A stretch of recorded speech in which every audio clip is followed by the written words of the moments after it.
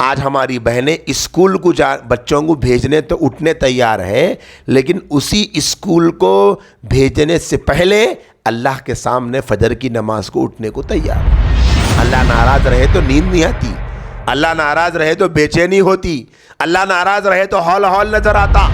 آج دیکھو آپ، کئی بہنوں کو شکوہ ہے، ارے صبح صبح اٹھے جب سے افلاسی دکھ رہی، پوری ایک دم سست دکھ رہی طبیعت، اچھا دکھ رہا ہے اس نے دن، صبح صبح فجر کی نماز کو اٹھے تو صبح صبح بولتے۔ آخر صاحب رحمۃ اللہ علیہ اپنی حیات میں فرماتے تھے، ہمارے حیدرآباد کے مسلمانہ اب بھی اٹھا، مول صاحب کب اٹھا؟ وہ صبح صبح اٹھا، کیا ٹائم بولتے؟ 2 بجے اٹھا، حضرت بولتا تھا 2 بجے کو صبح صبح بولتے تھے۔ ابھی بھی وہ چل رہا، اب 2 بجے 3 بجے صبح ہو رہی، بہت ساری بہنوں کی صبح 11 بجے 12 بجے ہو رہی۔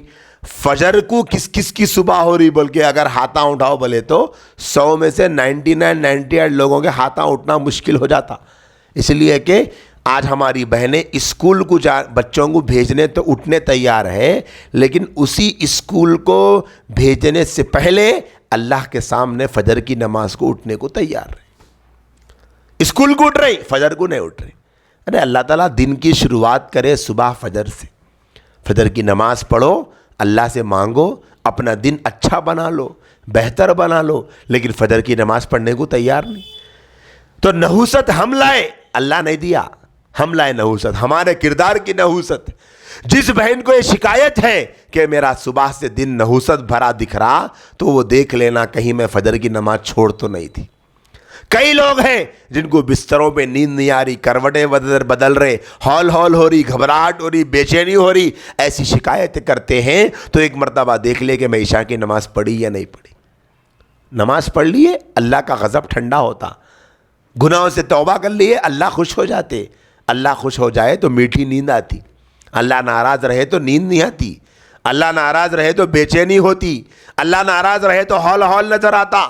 جس سے اللہ ناراض ہے انہیں قیمتی گدوں پہ نیند نہیں آ رہی، جن سے اللہ ناراض ہے انہیں مرکن غذائیں کھانے کے بعد میں بھی اطمینان نہیں ہو رہا، اور جن سے اللہ خوش تھا وہ سوکھی روٹیوں پر بھی خوش تھے، سوکھی روٹیوں پر مطمئن تھے۔ ایسے کئی اللہ والے گزرے ہیں جو روٹیوں کے ٹکڑوں کو، سوکھے ہوئے ٹکڑوں کو پانی میں ڈبو ڈبو کے کھا لیتے تھے، یہی ان کی غذا ہوتی تھی۔ کیوں؟ اس لیے کہ اللہ کو وہ راضی کرتے تھے تو اللہ نے ان کی زندگی میں برکت دے دی، ان کے کھانے پینے میں برکت دے دی، ان کے اوقات میں برکت دے دی، ان کی صبح شام میں برکت دے دی، اور ان کے ہر لمحے میں برکت دے دی، اور انہی کو سارا کا سارا بابرکت بنا دیا۔ اور جب آج اللہ کو ہم نے ناراض کر دیا گناہوں کی وجہ سے، تو میری ماؤں میری بہنوں، ہمارے گھروں میں سے برکت ختم ہو گئی، زندگی میں سے سکون ختم ہو گیا، چین ختم ہو گیا، اطمینان ختم ہو گیا، راحت ختم ہو گئی۔ کیوں؟ کیونکہ آج اللہ ہم سے ناراض ہے۔ لہٰذا اللہ کو راضی کرنے کی فکر کریں،